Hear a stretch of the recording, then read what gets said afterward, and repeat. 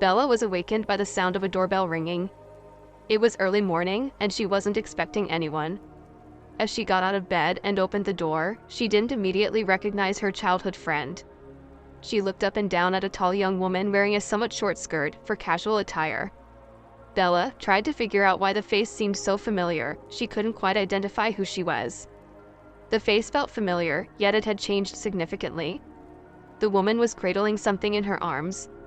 "Are you going to let me in or what?" The friend giggled, looking tired. "Oh, of course, sorry. Come in." Sonia walked inside, her high heels clicking on the floor. She placed her bundle on the sofa. "My arms are killing me." The bundle suddenly started moving, and a cry emanated from it. Bella stood up and approached, saying that a baby. Sonia lit up a cigarette and said a work of art named Leah.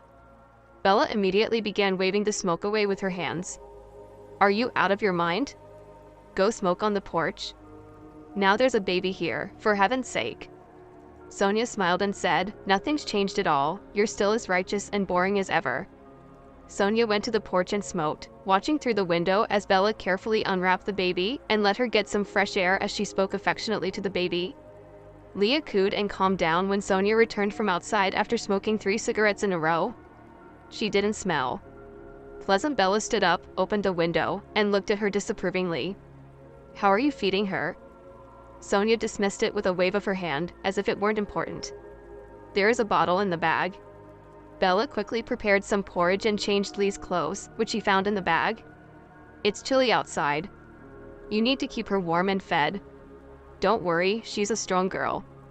Bella realized that Sonia hadn't just dropped by for a few minutes. Since it was still dark outside, she prepared a bed for the little one. The baby was already drifting off to sleep, even though she hadn't eaten much when Leah fell asleep. Bella put the bottle away and gestured for Sonia to join her in the kitchen. "Well, you must be hungry too, friend. Let me make you some coffee for the sandwich. I want to know how exactly you ended up here." They sat in the kitchen, and Sonia began to talk. "You know, I trusted him. I confided in him completely, and he was married. No, it's not that he's just different at first. He changed after I gave birth. He said that I'm supposed to stay at home with the baby and take care of her. I mean, that's basically the end of it for me. I need a life. Why would I want to sit at home and do nothing? To be completely honest, he just wasn't the right guy for me, and I just laughed. It turned out becoming a mother wasn't as easy as I'd expected, but you know me, I can handle anything, and of course I do. So what's next now? As far as I remember, you sold your parents' house. Well, I'm in no rush, so I'll take my time and think about it. Can I stay with you for a couple of days?" "Of course you can stay as long as you want, and you still haven't had a boyfriend?" Sonia suddenly asked Bella. She smiled. "Yeah, I guess I'm not destined or something, so what do you do for a living?" Sonia continued questioning. "I do accounting for a few companies." Sonia looked around and asked further, "Do you work from home?" As he said these days remotely, Bella laughed. "That's exactly the term. I mean, I can work anytime, anywhere, so that's a good plus. But I don't get why you're still single. I can't believe guys are missing out on such a trustworthy person like you. I've tried it with some guys, and I didn't like it." "Well, I think you should try harder." Sonia smiled. 2 days passed in the blink of an eye. Bella was busy tending to Leah, and she did it with great pleasure. Meanwhile, Sonia went through ads in the newspapers and made some calls. On the 3rd day, Sonia sat next to Bella, who was taking care of a little baby. "I see you're enjoying your time with Leah." "Of course, look at her. She's such a cutie. How can you not enjoy taking care of this bundle of happiness?" "Bella, listen, I've got nobody else to turn to about this. You know, I don't really have any relatives except for my aunt, who hates my guts." Bella looked at her as if sensing she couldn't bring herself to ask for something. "What is it, Sonia?" "I'll do what I can. I got a really important job offer. It's a nice company, and I want to take the job. So what's the problem?" "Take it. The thing is, it's in the city. I can't imagine myself in the city with the baby. I can't work like that. I just need 1 month to get settled, find a place to live, and then Annie, who can take care of Leah. Do you think I can leave Leah with you for a month? I mean, you work from home. can you please help me out? This is a once-in-a-lifetime opportunity for me." Bella was absolutely confused, struggling to find the right words to say to Sonia. "I mean, I just don't see how that would be possible. I mean, she's your daughter, and that's exactly who I'm taking care of." Sonia interrupted and asked you to help me take care of Leah. "I hope you understand that it's impossible for me to run around in the city with the baby. I can't afford a nanny at this point either, and you're just naturally so good with her. As soon as I get settled, I'll come back and take her. I'll be calling you guys every day. Don't worry at this time." Bella had spent a few hours around Leah. She had already grown attached to the baby, and a strong bond had formed between them. Bella felt as though she was meant to be part of this child's life, and now she was being offered the opportunity to play a significant role in it. At first, Bella hadn't even noticed the subtle ways in which she was being persuaded to take care of Leah. The discussions about her mother's unpredictable future, the emphasis on Leah's well-being, and the hints that Bella's presence could provide stability for the child all played a part in slowly convincing her. Perhaps deep down, Bella knew that she was the best option for Leah. Her own instincts had been stirred by the baby's presence, and she felt an innate desire to protect and nurture her as the idea settled into her mind. Bella couldn't shake the feeling that this was the right decision for both of them. When the time came to officially agree, Bella didn't hesitate. The love and affection she felt for Leah overflowed as she held the baby in her arms. She promised to do everything in her power to ensure that Leah would be in a safe and loving environment. Bella knew that the road ahead would be challenging, but she was committed to giving Leah her best. With each day, her love for the child only grew stronger, and she found herself constantly learning and adapting to the needs of her new role as a caregiver. Only a week after embracing the role of Leah's caregiver, Bella found that the sensation of motherhood had a profoundly positive impact on her well-being. It filled her with happiness that she had never experienced before, and she was astonished by how this newfound joy had remained hidden within her for so long. Every time Bella approached Leah, the baby would greet her with a warm, bright smile. Even while drifting in and out of sleep, Leah's cheerful disposition seemed to radiate throughout the room, and Bella couldn't help but feel a deep sense of connection with the child. Leah was an incredibly serious baby, which made it easy for Bella to balance her new responsibilities with her work. As the days went by, their bond grew stronger, and Bella found herself cherishing every moment spent with the little girl. However, as Bella's attachment to Leah deepened, she couldn't ignore the unsettling knowledge that she would eventually have to return the baby to her mother. This thought loomed over her like a dark cloud, casting a shadow on the otherwise blissful experience of caring for Leah. Despite the snagging feeling, Bella resolved to make the most of their time together. She focused on creating a nurturing environment for Leah, offering her unwavering love and support. Bella knew that eventually the day would come when they would have to part ways, but until that moment arrived, she would continue to pour her heart and soul into raising Leah, ensuring that the baby would always know the warmth of her love. Sonia called exactly 1 month after leaving Leah with Bella. "Bella, that job didn't work out. They weren't what I expected them to be. I've already found a different job and gotten paid. I'm going to send you some money, so how are you both doing?" "Everything's all right. Leah's trying to sit up, and we've already tried puree. I'll call you back." Sonia hung up the phone abruptly, not even sounding interested in hearing what else Leah had learned. Bella's phone buzzed, displaying an incoming money transfer of a decent amount too. "We're going to get a stroller. Do you want to get a stroller, baby?" "Yeah, you want to ride in a stroller." Bella decided to spend the money Sonia had transferred on a stroller. It was a timely purchase that greatly improved their lives. They often went for walks in the park, especially in good weather, after 2 more months had passed. Sonia called Bella again, sending her additional money to help care for Leah. As the days turned into weeks and weeks into months, Bella noticed a change in their communication. Sonia's calls became less frequent, replaced by simple money transfers and brief messages updating Bella about her various struggles finding a new job, meeting someone who was unaware of Leah's existence, and offering other explanations for her continued absence. Bella didn't mind the lack of communication from Sonia. She was even somewhat relieved that Leah's mother wouldn't be returning anytime soon. Bella was afraid that if Sonia came back to reclaim Leah, she would lose not only the happiness she had found in caring for the baby, but also the heartwarming moments spent holding Leah close, humming lullabies, and feeling their unique bond grow stronger as time went on.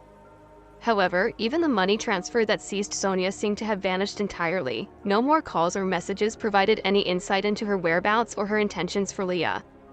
Bella couldn't help but feel a mixture of of concern for Sonia and an underlying sense of relief, as this development seemed to solidify her role in Leah's life. One day, Bella took Leah to the doctor. "Well, what can I say? I don't see anything critical about her getting sick easily. It's the immune system. Take her to the sea. Even one Sierra is enough to help her stay healthy." Bella said goodbye to the doctor and took Leah by the hand as they walked home. Recently, Leah had been catching colds, and often even an open window for fresh air could make her nose run. Bella thought about what the doctor had said and took her to the sea. She realized she would need papers to fly in an airplane because she wasn't the mother. That's when Bella stopped in her tracks. "Mommy, what's wrong?" "Leah, sweetie, do you want to see the ocean?" "Yes, what is the ocean?" Bella laughed. "You'll see what it is when we get there." "Where is it, Mommy?" "It's very far away, baby girl." "Do you want to go on a road trip?" "Yes, Mommy." Yes, as they walked, Bella smiled. They couldn't fly to Spain, but they could plan a trip within the country. A week later, Bella and Leah were on their way to California to see the ocean. Leah looked out the window, exclaiming, "Mommy, the trees are running past us." Bella laughed, replying, "That's us driving fast, baby." Leah kept asking questions, seemingly unconcerned with the answers. The West Coast greeted them with breathtaking beauty. Leah was awestruck by the vast ocean at horizon. She gazed at it for a few minutes before taking a deep breath. "Mommy, it's beautiful." It wasn't just beautiful, it was enchanting. The stunning sunset and the shimmering surface of the serene yet majestic ocean created an unforgettable scene. It seemed as if time had stopped, allowing people a moment to pause and look around. "Yeah, it is beautiful indeed," Bella agreed. A man nearby watching the water with a faint smile caught her attention. When Leah noticed a girl her age next to the man, she ran up to her, and they raced towards the water's edge. The man approached Bella, introducing himself and saying, "Hi, I'm Rob. We just got here too, and we can't tear ourselves away from the scenery to go back to the hotel." Bella laughed, wondering how the man had figured out they had arrived recently too. "How did you know we just got here?" "Well, this sunset strikes everyone the hardest the first time they see it. The emotions from the experience are never the same after that, because once you've seen it, but the first time it blows minds." Bella stood there speechless as the girls raced back towards them in their haste. They nearly locked both Bella and the man off their feet.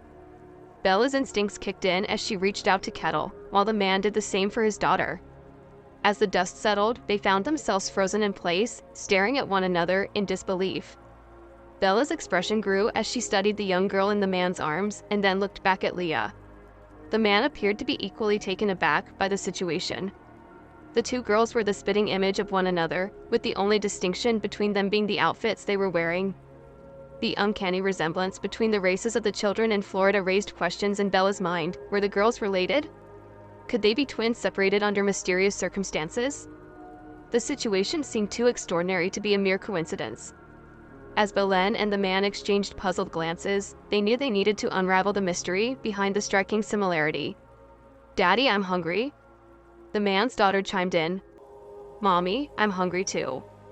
Leah echoed Bella's voice, which was shaky as she responded, "Yes, honey, let's go get something to eat." They all began to move, preparing to head back to the hotel, before they parted ways. The man stopped Bella and inquired about their room number. "I'm in room 410. I think we need to talk. Can I wait for you on the patio?" he asked. Bella nodded in agreement, her mind racing with uncertainty about what was to come. She hurried back to the hotel, her thoughts consumed by the inexplicable situation. Sonia had never mentioned another child, and the idea that there could be another girl who looked just like Leah seemed utterly perplexing. Inside the hotel, Dilla took a deep breath to calm her nerves. She got some food for Leah and put her to bed, watching as the little girl drifted off to sleep almost immediately. With Leah tucked in for the night, Bella knew it was time to confront the mystery head-on. She gathered her thoughts and made her way to the patio. Rob was already waiting, smoking a cigarette and gazing at the horizon. When Bella approached, he quickly extinguished a cigarette and threw the butt in the trash can. "Sorry, I had quit smoking, but I couldn't contain myself today." He took a moment before speaking again, "So I'm guessing we both know Sonia." "Yes, she's my friend." It's been 5 years since I last heard from her. She left Leah for months and never returned. Yeah, she'd always dreamed of a big city life. I was madly in love with her. I really hoped we could build a family, but Sonia, I don't know how to explain it. There was so much mystery in her that made her extremely attractive to men, but she chose a different life. She chose to stay mysterious. Sonia left me when I suspected she was pregnant. I searched for her for 2 years, but found Christine instead. It wasn't hard to convince the orphanage. The DNA test did its job. I still wish to find Sonia, but this time to tell her how much I've come to hate her. Are you saying that she only took one of the babies Bella asked about? She did, and now I know why Christine was born with a heart disease. Sonia didn't want to deal with a sick baby. Bella's eyes were filled with concern, but Rob quickly reassured her that things were fine now. Christine has had a few surgeries, and she can't fly for now. That's actually why we're here. Other than that, she's absolutely healthy. Bella and Rob stayed up late talking, not noticing as the sky began to lighten, before saying goodbye. Rob took Bella's hand and said, "I can see how worried you are. Trust me, I'm not a monster, and I won't take Leah away from you. I can see how attached you two are and how much she loves you. Let's just relax these 2 weeks and enjoy our stay. Something will become clear, and if not, we can always sit and talk. In the end, all I ask is that you don't avoid us, please." Bella smiled through her tears. "Thank you. To be honest, I was thinking about running away, even though it's not a good idea." Bella had initially entertained thoughts of leaving and putting the strange encounter with the man behind her, fearing that he might try to take Leah away. However, after their conversation on the patio, she felt somewhat reassured. It appeared that Rob was just as bewildered by the situation as she was, and his genuine concern for the welfare of both girls was evident. That being said, Bella couldn't bring herself to trust Rob entirely. The questions surrounding the girls' resemblance were still unanswered, and the stakes were too high for her to let her guard down completely, despite his seemingly good intentions. Bella knew that she needed to remain cautious in her dealings with Rob. Her priority was to protect Leah and ensure her well-being. As Bella navigated this unexpected turn of events, she found herself wrestling with a mix of emotions, while she was relieved to have someone else who understood the gravity of the situation. She couldn't help but feel anxious about the uncertainty that lay ahead. The search for answers would undoubtedly be a complicated process, and Bella knew she had to prepare herself for the challenges and revelations that would come with it. She vowed to stay vigilant and focused, determined to safeguard Lisa's happiness and security, no matter what the truth might bring. Surprisingly, the girls spent most of their time together, building sand castles, swimming, and soon even having breakfast together. Bella watched with amazement at how similar they were, even in their gestures and mannerisms. As a result, Bella and Rob spent a lot of time together too. They talked about everything, and at times Bella couldn't fathom how Sonia could leave such a good man behind. Rob was the perfect man, dedicated to family and willing to go to great lengths to provide for it, but most importantly, Rob seemed genuine despite his rugged and imposing appearance. He seemed kind-hearted, especially when they rescued the sea turtle together. They all celebrated the rescue, and after an exhausting day and a delicious dinner, the girls fell asleep in Bella's room. Robert and Bella sat on the patio deep in conversation. He was a true gentleman, gorgeous and attentive. It had been a long time since Bella had felt so cared for and valued. They stayed up late again, and Bella only returned to her room in the morning. The girls were sound asleep, and Bella laid down next to them. She found it difficult to fall asleep, consumed by worry and fear. What have I done? Dilla kept asking herself, berating herself for her actions. The thoughts of everything Robert had told her about Leah and Sonia kept replaying in her mind. She was worried about the fact that she never went looking for Sonia. In fact, she secretly wished she would never return. She kept trying to convince herself that what she had done was okay, emitting all the negative thoughts. The image of Robert saying kind words to Bella and smiling was one thing that brought a smile to her face in the morning. She was awakened abruptly, and Robert and the girls were standing there. "Bella, I think we need to talk." Robert said, "What's going on?" Bella asked, bewildered and still groggy from sleep, as she considered what could be happening. Her heart raced with fear. She dreaded the worst, that he would announce he was taking. Bella's mouth hung open, waiting for Robert to see the words. At that moment, the girl started jumping up and down on the bed. Yes, yes, yes, they shouted excitedly for 3 days. Bella, Leah, Robert, and Christine set off on a new journey together. Their first stop was Rob's place, where they would spend some time getting to know each other better and adjusting to their life as a family. During their stay, the girls grew even closer, their bond strengthening day by day. It was a heartwarming sight to see the sisters playing, laughing, and discovering their shared interests. Once they were settled in at Rob's place, they began making plans to visit Bella's town. Rob wanted to ensure that everything was in order regarding Leah's paperwork and legal matters as they handled the paperwork and met with lawyers. Bella felt a mixture of relief and gratitude. Robert's support and understanding had made this process much easier than she had anticipated. She realized Rob's intentions were pure, and she somewhat felt guilty for feeling cautious about him. Bella knew that the decision to keep Leah close to her sister was the right one. She could see the happiness that their connection brought to both girls, and it filled her heart with joy. In the end, the family decided to split their time between Bella's town and Rob's place, allowing the girls to maintain their relationships with both communities. Through it all, Bella and Robert continued to grow closer, sharing their shared love for the girls and their commitment to providing a loving, stable home for them, forging a strong bond between them. As the days turned into weeks and weeks turned into months, it became clear that this new family was meant to be together. They faced the challenges and joys of life united with their love and dedication to the happiness of Leah and Christine.